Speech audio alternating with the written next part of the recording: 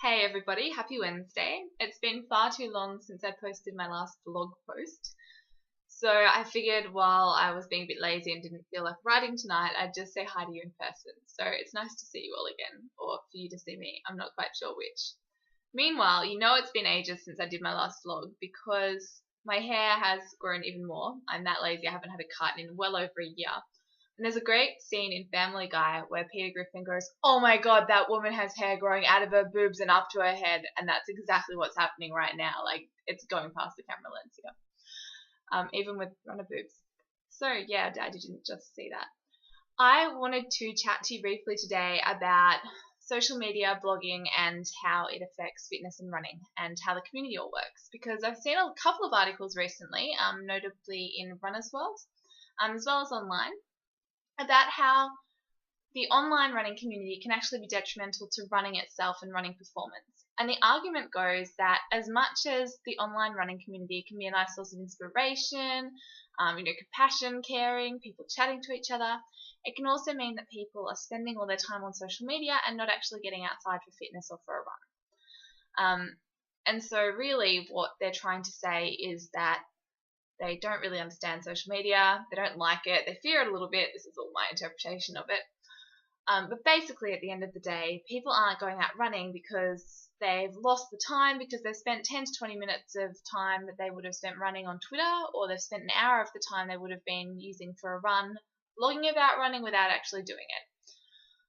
And to all of those people, and to you guys, I just want you to stop for a second and think about what the internet actually does. I'm sitting here in Australia, in Sydney, having a chat to you guys who are mostly in the US. There's Liz in Afghanistan. Hi, how you going?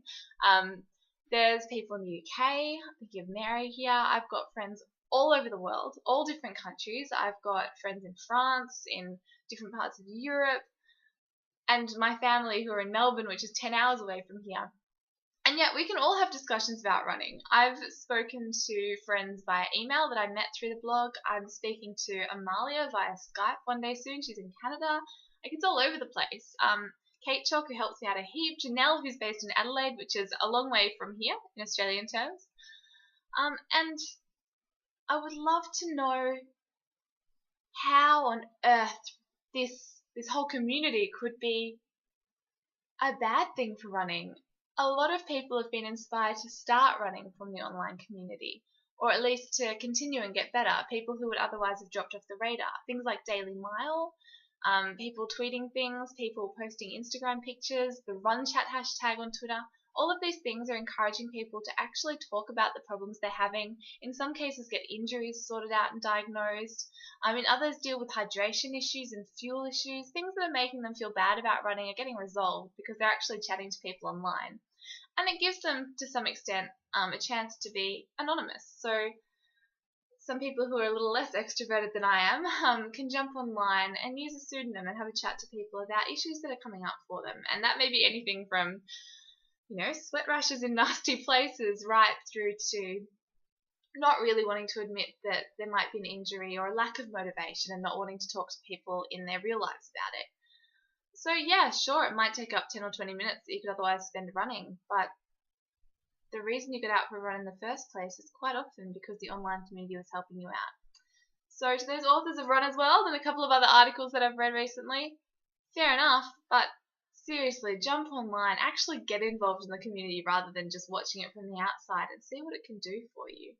I've met so many incredible people through it. Even now at the gym where I've been working and work out constantly, we've got a Facebook page up. So people who can actually go to the same gym are communicating online, and it's making a huge difference in levels of motivation and participation at the gym, just having that extra online kick to get things moving again. So people who wouldn't otherwise be working out now are. I've rambled on for quite a while. I love you all. It's Wednesday night. I should probably go to bed. I've got a running group in the morning, a score.